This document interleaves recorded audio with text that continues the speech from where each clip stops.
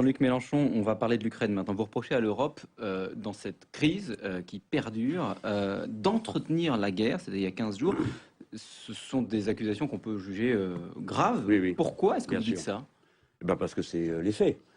Il y a de la part des États-Unis d'Amérique la volonté d'établir en Europe une frontière, c'est-à-dire avec un intérieur et un extérieur. À l'intérieur, c'est tout ce qui relève de l'OTAN, hein, l'organisation soi-disant de l'Atlantique Nord. Vous savez que l'OTAN agit en Afghanistan, qui n'a pourtant aucun rivage sur l'Atlantique, mais enfin, bref, l'organisation militaire correspondante à l'Empire nord-américain. Et d'ailleurs, les 10 pays qui ont été intégrés d'un coup, ce qui est une erreur monstrueuse dans le cadre de l'Europe, ont d'abord dû adhérer à l'OTAN. Et la pression qu'exerce du point de vue de la politique mondiale, qui est celle des États-Unis d'Amérique, pour des raisons qui sont liées à sa propre situation d'empire déclinant et quasi failli, ce qui est le grand problème de notre époque, les conduit à vouloir prendre la Russie et la Chine dans une même tenaille. Raison pour laquelle ils ont voulu avancer les frontières de l'OTAN jusqu'au bout de l'Ukraine, donc à la porte de la Russie, et au moins jusqu'aux portes des bases russes qui contrôlent le passage des pipelines des Russes dans la mer Noire. Les provocateurs sont les Américains et non les Russes. À Maïdan, oui. c'est la CIA. Alors attendez, non mais soyez pas caricaturaux comme non, ça. Les provocateurs, bien sûr, Les patrons de la CIA étaient en Ukraine. Ah non, mais vous avez tout à fait raison de rappeler que la dernière visite officielle, c'est le vice-président des États-Unis, celui d'avant le directeur de la CIA, et il y a un reportage d'une chaîne allemande, je ne sais pas pourquoi ce sont les journaux allemands qui s'intéressent à ça et pas les journaux français, qui établit que sur la place Maïdan, ceux qui ont tiré sur les gens ne sont peut-être pas ceux qu'on croyait. Mais que s'est-il passé? Il faut bien comprendre l'enchaînement des faits si on veut qu'ils ne se reproduisent pas. Les États-Unis d'Amérique exercent une pression sur un pays vermoulu jusqu'au cœur de lui-même de la triche, de la kleptocratie des oligarques qui sont là.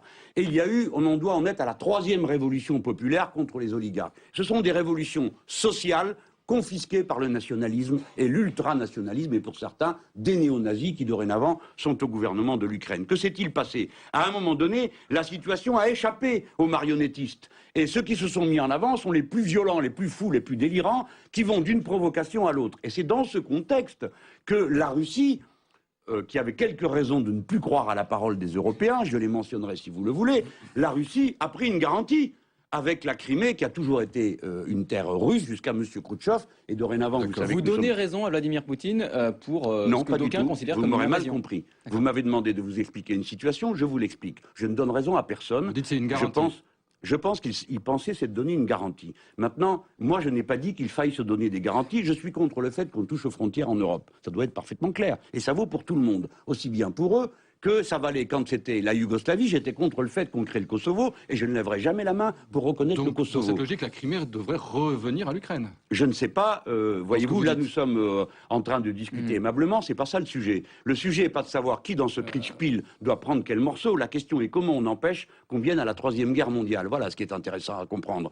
Nous sommes en train de nous battre dans un endroit où il y a le sarcophage de Tchernobyl. C'est l'anniversaire de l'accident aujourd'hui. Pour un écologiste, ça veut dire quelque chose. Il y a 7 autres centrales qui sont dans cet état. Il y a mieux à faire à cet endroit-là qu'à se battre pour savoir qui est-ce qui parle russe et qui est-ce qui parle pas russe.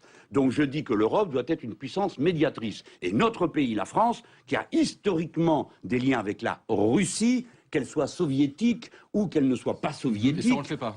Ah ben non, on ne le fait pas. On est aligné sur les Américains. Nous sommes le caniche courant à côté du grand train des Nord-Américains. Nous en rajoutons tous les jours. Il faut faire des sanctions et je ne sais quoi. Toutes choses qui n'auront pas lieu, car les sanctions économiques, il n'y en aura jamais avec la Russie, pour la raison qu'il ne peut pas y en avoir, vu que nos économies sont imbriquées. Il ne peut pas non plus y en avoir avec l'Ukraine, pour la raison que les banques françaises possèdent le 4e réseau ukrainien et les banques françaises possèdent le 7e réseau bancaire russe. Par conséquent, au lieu de gesticuler et de risquer de mettre le feu aux poudres, il vaudrait mieux discuter raisonnablement et tenir sa parole. Car le premier accord que les Européens avaient conclu avec les Russes, il n'a pas été tenu. 48 heures après, le président de la République, légal, déplorable, lamentable, à éjecter, mais légal, a dû s'enfuir. Maintenant, je voudrais que vous me disiez, permettez que j'utilise cet instant d'antenne.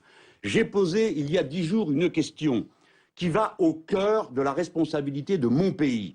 Que fait la France dans les fourgons de l'OTAN? On m'a dit, monsieur, vous exagérez, c'est de l'invective. Alors je repose ma question.